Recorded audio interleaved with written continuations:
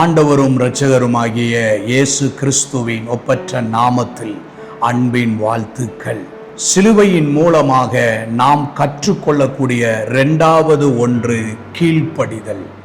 ஆண்டவருடைய வார்த்தை சொல்லுகிறது, அப்போஸ்தலனாகிய பவுல் பிலிப்பியருக்கு எழுதின நிருபம் 2வது அதிகாரம் 8வது வசனம், அவர் மனுஷ ரூபமாய் காணப்பட்டு மரண பரியந்தம், அதாவது சிலுவையின் மரண பரியந்தமும் கீழ்ப்படிந்தவராகி தம்மை தாமே தாழ்த்தினார். ஆண்டவராகிய இயேசு கிறிஸ்துவினுடைய சிலுவையின் பாடுகள் மூலமாக நாம் கற்றுக்கொள்ளக்கூடிய காரியங்களில் ஒன்று, நாம் கீழ்ப்படிதலை கற்றுக்கொள்ள வேண்டும். கீழ்ப்படிதல் உள்ளவர்களாக நாம் மாற வேண்டும் என்பதை ஆண்டவருடைய வார்த்தை நமக்கு போதிக்கிறது.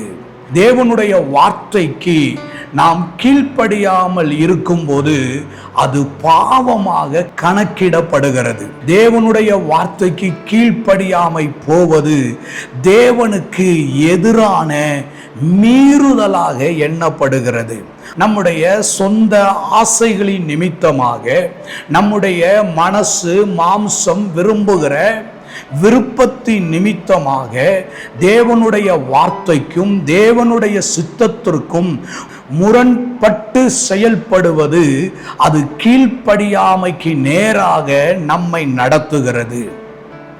ஆண்டவருடைய வார்த்தை சொல்லுகிறது, ரோமருக்கு எழுதின நிருபம் 5வது அதிகாரம் 19வது வசனம், அன்றியும் ஒரு மனுஷனுடைய கீழ்ப்படியாமையினாலே அநேகர் பாவியாக்கப்பட்டது போல ஒருவருடைய கீழ்ப்படிதலினாலே அநேகர் நீதிமான்களாக்கப்படுகிறார்கள். ஆதாமுடைய கீழ்ப்படியாமையினால் பாவம், மரணம் மற்றும் ஆக்கினி தீர்ப்பு வந்தது. இயேசு கிறிஸ்துவினுடைய கீழ்ப்படிதலின் நிமித்தமாக இரட்சிப்பும் பாவ மன்னிப்பும் நித்திய ஜீவனும் நமக்கு வந்தது. தேவனுடைய ஜனங்களிடத்தில் இருந்த ஆக்கினி தீர்ப்பை அகற்றி அவர்களை தேவனுக்கு ஏற்றவர்களாக மாற்றக்கூடிய கிருபை இயேசு கிறிஸ்துவின் மூலமாக வந்தது. இயேசு கிறிஸ்து தமது உயிரை விலையாக கொடுக்க நேரிட்ட போதிலும் அவர் கீழ்ப்படிய தயங்கவில்லை. இயேசு கிறிஸ்து தம்மைத்தாமே வெறுமையாக்கி அடிமையின் ரூபம் எடுத்து மனுஷ சாயலாக இந்த பூமிக்கு வந்த பொழுதும் ஆண்டவராகிய இயேசு கிறிஸ்து கீழ்ப்படிவதை அவர் விட்டுவிடவே இல்லை. அந்த சிலுவையின் பாடுகள், நெருக்கங்கள், துக்கங்கள், மீறுதல்கள் அத்தனையும் இயேசு கிறிஸ்து தன் வாழ்க்கையிலே ஏற்றுக்கொண்ட பொழுதும் கூட ஆண்டவராகிய இயேசு கிறிஸ்து கீழ்ப்படிதலை விட்டு அவர் விலகவே இல்லை. ஆண்டவருடைய வார்த்தை சொல்லுகிறது, மரண பரியந்தமும் கீழ்ப்படிய கற்றுக்கொண்டார். தனக்கு மரணம் நேரிடுகிறது, தான் இரத்தம் சிந்த வேண்டிய ஒரு நிலை வருகிறது, சிலுவையிலே தொங்க வேண்டிய ஒரு நிலை ஏற்படுகிறது, முள்முடியை தலையிலே ஏற்றுக்கொள்ள வேண்டிய ஒரு நிலை வருகிறது, தாங்க முடியாத வேதனையையும் ஆத்தும வியாகுலத்தையும் தன் வாழ்க்கையிலே இயேசு கிறிஸ்து சந்தித்த பொழுதும் தேவனுக்கு கீழ்ப்படிவதிலே அவர் உண்மை உள்ளவராயிருந்தார். கீழ்ப்படிதல் உள்ளவராக இருந்தார். மரண பரியந்தம் கீழ்ப்படிந்தார்.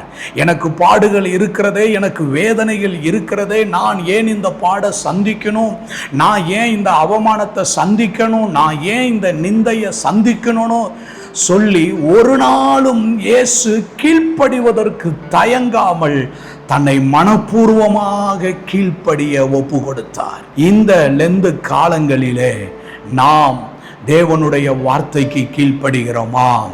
தேவனுடைய வசனத்திற்கு கீழ்ப்படிந்து நம்முடைய வாழ்க்கையை நாம் அமைத்திருக்கிறோமா என்பதை நாம் சிந்தித்து பார்ப்போம். நம்முடைய எல்லா ஆசீர்வாதங்களுக்கும் முதற் காரணமாய் இருப்பது கீழ்ப்படிதல். ஆபிரகாமுடைய ஆசீர்வாதத்திற்கு கீழ்ப்படிதலே காரணமாக இருந்தது. ஈசாக்கு 100 மடங்கு ஆசீர்வதிக்கப்படுவதற்கு கீழ்ப்படிதலே காரணமாக இருந்தது. கானாவூர் கல்யாண வீட்டிலே தண்ணீர் திராட்சை ரசமாய் மாறினதற்கு கீழ்ப்படிதலே காரணமாக இருந்தது. ரா முழுவதும் பிரயாசப்பட்டு ஒன்றும் கிடைக்காத பேதுரு ஆண்டவருடைய வார்த்தையின்படியே கீழ்ப்படிந்து, ஐயரே, ரா முழுவதும் பிரயாசப்பட்டும் ஒன்றும் கிடைக்கவில்லை, ஆகிலும் உம்முடைய வார்த்தையின்படியே வலையை போடுகிறேன், நீ சொன்ன வார்த்தைக்கு நான் கீழ்ப்படுகிறேன் என்று பேதுரு கீழ்ப்படிந்து செயல்பட்ட பொழுது அவன் படகுகள் நிரம்பத்தக்க, வலைகள் கிளியத்தக்க, கர்த்தருக்கு ஸ்தோத்திரம், தன்னுடைய நண்பர்களுக்கும் கொடுக்கத்தக்க திரளான மீன்களை அவன் பிடித்தான். நம்முடைய ஆசீர்வாதம், நம்முடைய விடுதலை, நம்முடைய உயர்வு அத்தனையும் தேவனுடைய வார்த்தையிலே கீழ்ப்படிவதிலே அடங்கியிருக்கிறது. ஆகவே இந்த லெந்து காலங்களிலே தேவனுடைய வார்த்தைக்கு செவி கொடுக்க, தேவனுடைய வார்த்தைக்கு கீழ்ப்படிய நம்மை அர்ப்பணிப்போம். சவுலுடைய வீழ்ச்சியும் சவுலுடைய தோல்வியும் அவனுடைய கீழ்ப்படியாமையினாலே உண்டானது. ஆகவே இன்றைக்கு தேவ கரத்தில் நம்மை ஒப்பு கொடுப்போம்.